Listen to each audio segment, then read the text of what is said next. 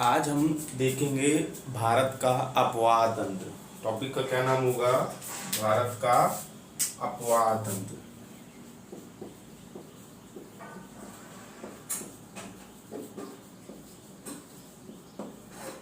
अपवाह तंत्र या अपवाह तंत्र।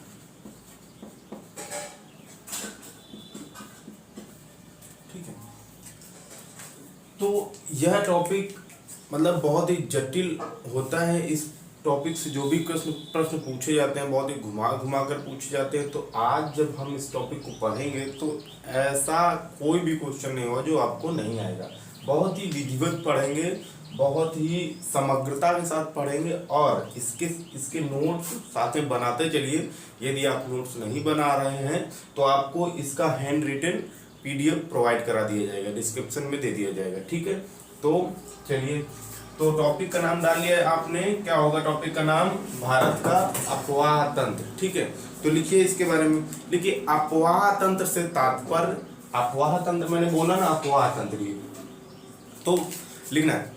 अपवाह तंत्र से तात्पर्य किसी क्षेत्र की जल प्रवाह प्रणाली से है। अर्थात किसी क्षेत्र के जल को कौन कौन सी नदियां बहाकर ले जा रही हैं। इस प्रकार एक निश्चित वाहिकाओं द्वारा हो रहे जल प्रवाह को अपवाह तंत्र कहते हैं। ठीक है, क्या कहते हैं? अपवाह तंत्र कहते हैं। अपवाह तंत्र डाला था, या फिर डाल दीजिए टॉपिक का नाम भारत की नदियां। भारत की नदियां। ओके, ये आपने लिख दिया अपवाह तंत्र से तात्पर्य। फिर नेक्स्ट पॉइंट लिखिए। नेक्स्ट पॉइंट लिखना है आपको, किसी भी नदी तंत्र द्वारा अपने सहायक नदियों के साथ अपवाहित क्षेत्र को, किसी भी नदी तंत्र द्वारा अपने सहायक नदियों के साथ अपवाहित क्षेत्र को अपवाह द्रोणी अपवाह द्रोणी अपवाह द्रोणी या ड्रेनेज बेसिन,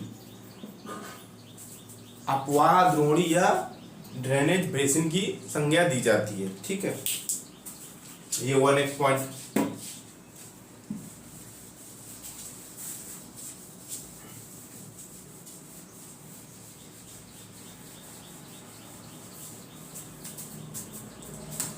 अब लिखिए नेक्स्ट पॉइंट।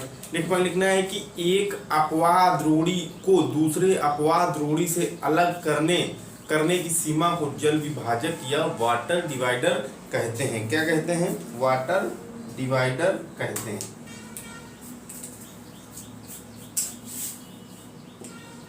जल विभाजक या वाटर डिवाइडर कहते हैं। ठीक, ये वैसे एग्जाम के पॉइंट ऑफ व्यू से इम्पोर्टेंट नहीं है, पर फिर भी कभी कभी ऐसा होता है कि मतलब किस्मत जब खराब होती है तो इस टाइप के क्वेश्चन पूछे जाते हैं कि अपवाह द्रोणी किसे कहते हैं, जल विभाजक क्षेत्र किसे कहते हैं। तो किसी भी प्रश्न को हम छोड़ेंगे नहीं, किसी भी चीज को हम छोड़ेंगे नहीं, बड़ी ही समग्रता से इसका अध्ययन करेंगे।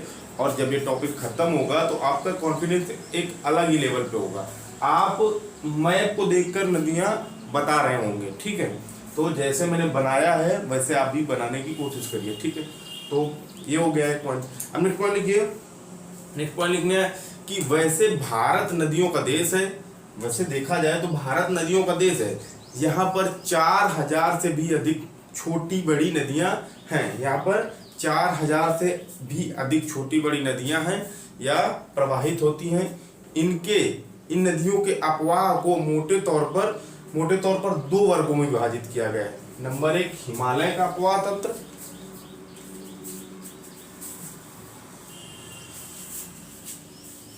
कितने वर्गों पे विभाजित किया गया है? 2 वर्गों पे। नंबर 1 हिमालय का अपवाह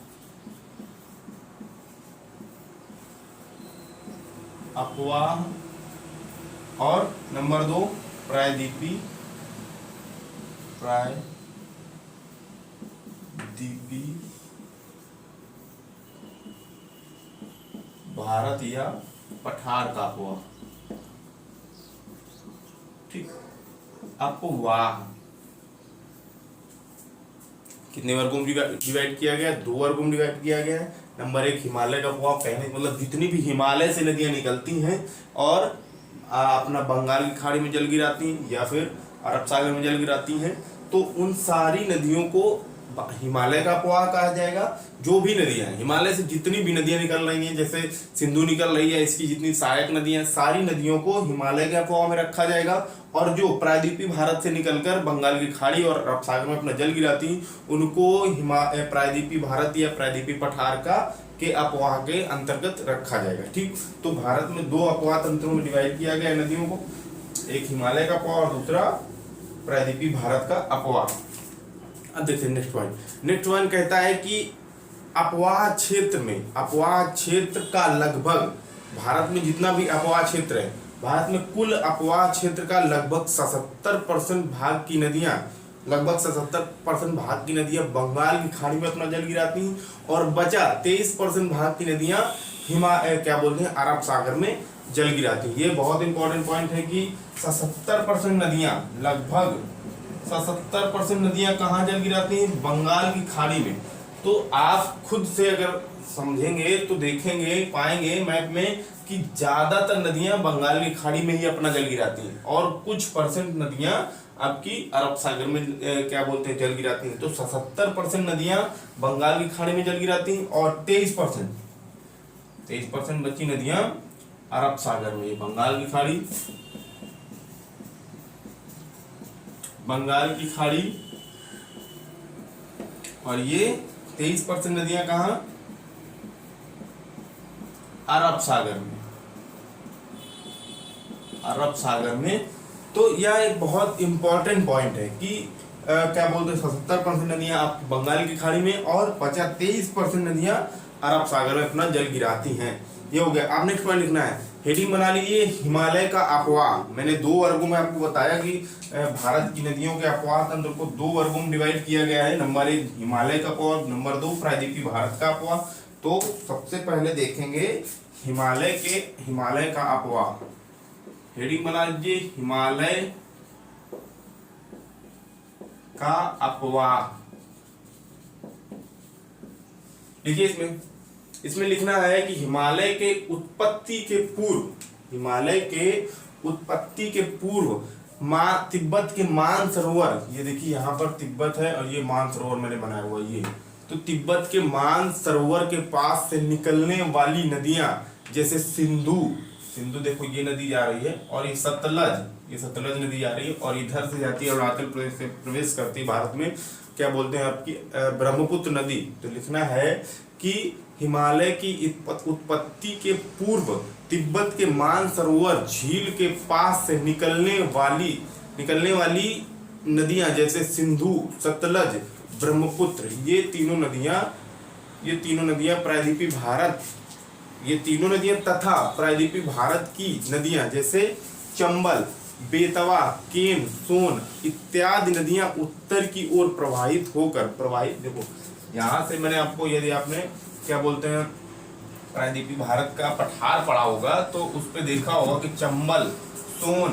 बेतवा, केन ये सारी नदियां उत्तर की ओर प्रवाहित होकर टेथिस सागर में अपना जल गिराती हैं। और ये भी तीनों नदियां क्या बोलते हैं आपकी सिंधु, सतलज और ब्रह्मपुत्र नदियां, तीनों नदियां कहाँ पर जल गिराती हैं? तीनों नदियां आपकी टेथिस सागर या टेथिस भूसन्नति में अपना जल गिराती हैं। टेथिस भूसन्नति में जल गिराती थी। इसमें टेथिस भूसन्नति में, टेथिस भूसन्नति में या टेथिस सागर में। ठीक, ये हुआ। नेक्स्ट पॉइंट लिखिए, नेक्स्ट पॉइंट इसमें लिखिए हिमालय के नदियों के बेसिन बहुत बड़े बड़े हैं।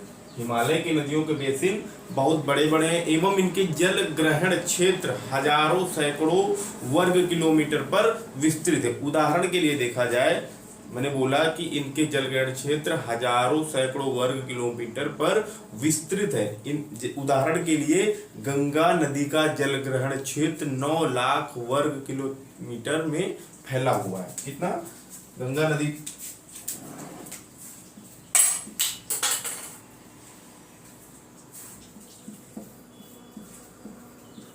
नदी का जलग्रहण क्षेत्र 9 लाख वर्ग किलोमीटर में विस्तृत है। ठीक, कितना? 9 लाख वर्ग किलोमीटर में विस्तृत है। आपसे पूछा जाएगा गंगा नदी का जलग्रहण क्षेत्र कितना है, तो 9 लाख वर्ग किलोमीटर पर विस्तृत है। ठीक, अब नेक्स्ट पॉइंट लिखिए। चूंकि हिमालय की नदियां पूर्ववर्ती नदियों के उदाहरण है। पूर्ववर्ती नदियां क्या होती? आपसे क्वेश्चन पूछा जाएगा कि पूर्ववर्ती नदियां इनमें से कौन है। 4 ऑप्शन दे दिया जाएगा।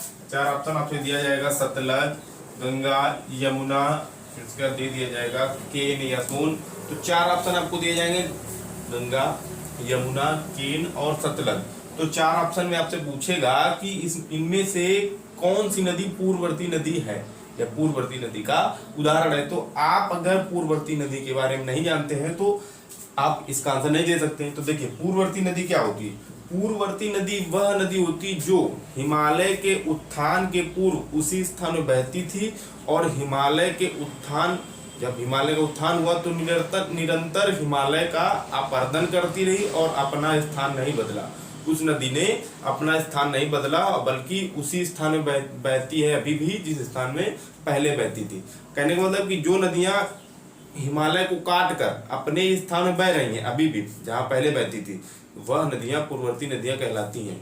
ऐसी नदियां हिमालय को जब काटती हैं तो एक गार्ज का निर्माण करती हैं या आई आकार की घाटी का निर्माण करती हैं। आई आकार की घाटी या फिर गार्ज, है ना। जैसे सिंधु कश्मीर में सिंधु गार्ज का निर्माण करती है, और ये क्या बोलते हैं आपकी ब्रह्मपुत्र नदी अरुणाचल प्रदेश में दिहंग गार्ज का निर्माण करती है। तो ये जो नदियां हैं ये पूर्ववर्ती नदियां हैं। ठीक, चलिए, तो मैंने बोला कि चूंकि हिमालय की नदियां पूर्ववर्ती नदियों के उदाहरण हैं एवं हिमालय के उत्थान के क्रम अभी मैंने यही चीज बताया, हिमालय के उत्थान के क्रम में निरंतर अपरदन करती रही, अतः इनके द्वारा महाखड्डों या गार्ज का निर्माण हुआ है। किन नदियों के द्वारा? हिमालय की नदियों के द्वारा क्या बोलते हैं, महाखड्डों या गार्ज का निर्माण हुआ है। ये नदियां अभी भी युवा अवस्था में हैं और निरंतर हिमालय का अपरदन कर रही हैं। ठीक, मैंने बोला कि ये नदियां अभी भी युवा अवस्था में हैं। तो हिमालय की नदियां युवा अवस्था में, लेकिन प्रायद्वीपीय भारत की नदियां पौणावस्था में हैं। ठीक, अब नेक्स्ट में लिखिए, हिमालय की नदियों में वर्ष भर जल रहता है। आप देखेंगे, ये पाएंगे कि हिमालय से जितनी भी नदियां निकलती हैं वो सारी नदियों में वर्ष भर जल रहता है। चाहे जितनी गर्मी पड़े वहां पर जल रहता ही है, लेकिन प्रायद्वीपीय भारत की नदियां सूख जाती हैं। ठीक, तो इसका क्या कारण है? इसका ये कारण है कि जो वर्षा तो होती है, वर्षा जहाँ होती है उससे तो नदियों को जल मिलता ही है। इसके अलावा हिमनदों के पिघलने से, ग्लेशियर के पिघलने से भी इन नदियों को जल की आपूर्ति होती है। तो नेक्स्ट पॉइंट लिखना था हिमालय की नदियों में वर्ष भर जल रहता है, क्योंकि वर्षा जल के अतिरिक्त हिमनद के पिघलने से इन नदियों को जल की आपूर्ति होती है। अतः ये सारी नदियां सदा नीरा नदियां कहलाती हैं। कौन सी नीरा? सदा नीरा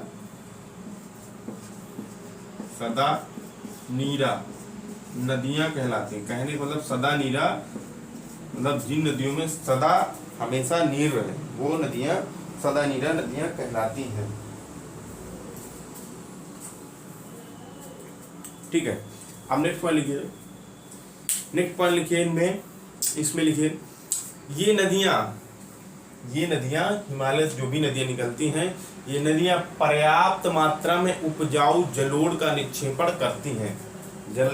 उपजाऊ जलोढ़ का निक्षेपण करती हैं। उपजाऊ जलोढ़। जितनी भी नदियां हिमालय से निकलती वो हिमालय या पहाड़ को काट काट कर जलोढ़ का निक्षेपण, मतलब निक्षेपण कहने का मतलब कि काट काट कर अपने साथ बहा कर लाती हैं।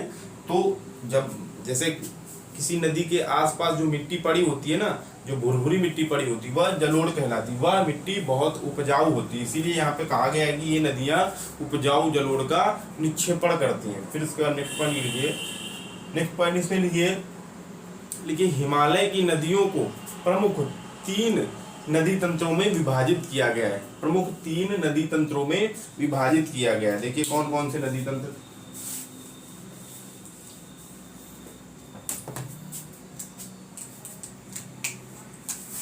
नंबर 1 है, ये जो नदी निकलती है आपके चेमायुंगरंग ग्लेशियर से, सिंधु नदी तंत्र।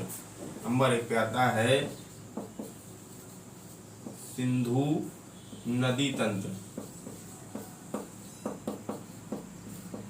ठीक है। फिर इसका नेक्स्ट पॉइंट है, मतलब 2 नंबर पे है आपका आता है गंगा नदी तंत्र। गंगा नदी तंत्र। और नेक्स्ट 3rd नंबर पे आता है ब्रह्मपुत्र नदी तंत्र। ब्रह्मपुत्र नदी तंत्र। ठीक। हिमालय से छोटी बड़ी बहुत नदियां निकलती हैं, पर सारी नदियां इन तीनों की सहायक नदियां होती हैं। कोई जितनी भी नदियां निकलती, कोई सिंधु की सहायक नदी होती है, कोई गंगा की सहायक नदी होती है, या फिर गंगा की उप सहायक नदी होती है, या फिर ब्रह्मपुत्र नदी की सहायक नदी होती है। तो ये 3 नदियां इंपॉर्टेंट है, बाकी सारी नदियां इन तीनों नदियों की सहायक नदियां हैं। ठीक। नेक्स्ट पॉइंट लिखिए भूगर्भ वैज्ञानिकों का मानना है कि इन तीनों नदियों का विकास एक अत्यंत विशाल नदी से हुआ है। एक अत्यंत विशाल नदी से हुआ है जिसे शिवालिक या हिंद ब्रह्म नदी कहा जाता था। जिसे शिवालिक या हिंद ब्रह्म नदी कहा जाता था। भूगर्भ वैज्ञानिकों का मानना है कि इन तीनों नदियों का विकास एक अत्यंत विशाल नदी से हुआ है जिसे शिवालिक या हिंद ब्रह्म नदी कहा जाता था। क्या कहा जाता था? शिवालिक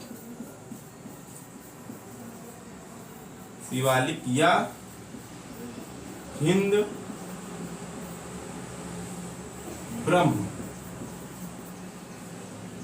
ब्रह्म नदी कहा जाता था। ये नदी शिवालिक या हिंद ब्रह्म नदी असम से पंजाब तक बहती थी। असम से लेकर पंजाब के मध्य बहती थी, लेकिन प्लीस्टोसीन काल में पोतवार के पठार के उत्थान के बाद यह नदी छिन्न भिन्न हो गई, जो वर्तमान में 3 नदियों के रूप में विभाजित हो गई। ऐसा भूगर्भ वैज्ञानिकों का मानना है। ठीक। तो ये हुआ, हमने समझा कि क्या बोलते हैं आपका अपवाह तंत्र क्या होता है। अब इसके नेक्स्ट वीडियो पे हम देखेंगे। हमने बताया आपको कि हिमालय की नदियों को 3 नदी तंत्रों में विभाजित किया गया, सिंधु नदी तंत्र, गंगा नदी तंत्र और आपका ब्रह्मपुत्र नदी तंत्र। तो आज हमने इसका क्या बोलते हैं ओवरव्यू लिया। ठीक। अपवाह तंत्र क्या होता है। अब नेक्स्ट वीडियो पे हम पढ़ेंगे सिंधु नदी तंत्र। ठीक। तो आपका चैप्टर का नाम क्या होगा? सिंधु नदी तंत्र।